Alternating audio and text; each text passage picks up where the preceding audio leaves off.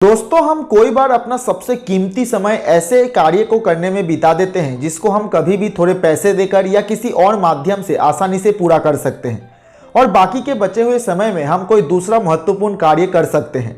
लेकिन हमें ठीक से गाइडेंस ना मिलने के कारण हम ऐसे व्यर्थ के काम को पूरा करने में सालों बिता देते हैं और बाद में एहसास होता है कि जो काम हम मिनटों में कर सकते थे उसके लिए हमने साल भर का समय लगा दिया। इसी विषय को आज हम स्वामी विवेकानंद जी के जीवन से जुड़े एक किस्से के माध्यम से समझेंगे। तो आइए बिना टाइम गवाए शुरू करते हैं।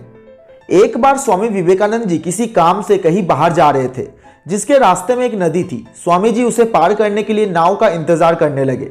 तभी उनके पास एक साधु जी आए और उनसे पूछा, क्या आप ही स्वामी विवेकानंद है? जिस पर स्वामी जी विनम्रतापूर्वक बोले, जी मैं ही हूँ। साधु जी ने उनसे पूछा, यहाँ क्यों खड़े हैं आप? स्वामी जी ने उत्तर दिया, मुझे नदी के उस पार जाना है, मैं नाव की प्रतीक्षा में हूँ। साधु महाराज को खुद पर थोड़ा अहंकार था और स्वामी जी के लिए जरा ईर्ष्या भी थी कि वो स्वामी जी से ज्यादा सिद्धियों से युक्त थे, लेकिन फिर भी स्वामी जी की ख्याति है किंतु उनको कोई जानता तक नहीं। साधु जी बोले, आप इतने प्रख्यात हैं, इतने लोग आपको जानते हैं, मैंने तो बड़ा नाम सुना था आपका कि आपकी आध्यात्मिक और ध्यान की शक्ति बहुत प्रबल है, लेकिन आप तो एक नदी भी अपने दम पर पार नहीं कर सकते। ये कहते हुए वे नदी पर चलने लगे और चलते हुए ही नदी के दूसरे छोर पर पहुंच गए और उसी तरह वापस भी आ गए। उन्होंने स्वामी जी से कहा, देखो मैं आपसे ज्यादा सक्षम और कुशल हूं, मैं इस नदी पर चल सकता हूं, मेरी सिद्धियां, ध्यान और ज्ञान आपसे ज्यादा है, लेकिन फिर भी मैंने खुद का कोई बखान नहीं करवाया।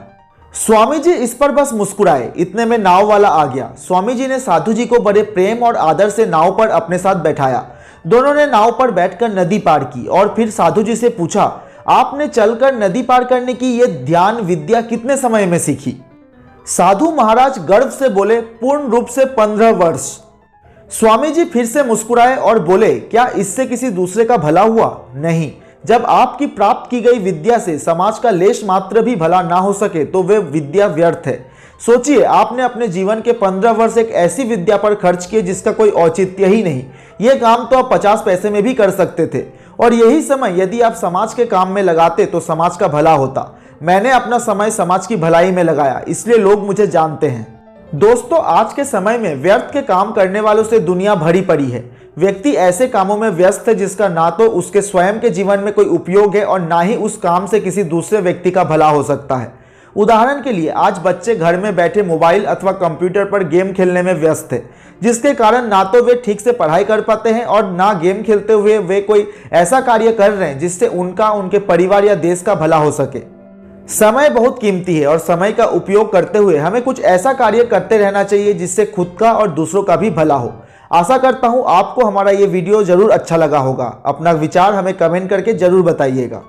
दोस्तों, अगर आपको हमारा वीडियो अच्छा लगा तो प्लीज़ इस चैनल को सब्सक्राइब एंड शेयर जरूर कीजिएगा और नोटिफिकेशन बेल को भी दबाना मत भूलिएगा ताकि हमारे नए वीडियोस का नोटिफिकेशन आपको सबसे पहले मिले। धन्यवाद।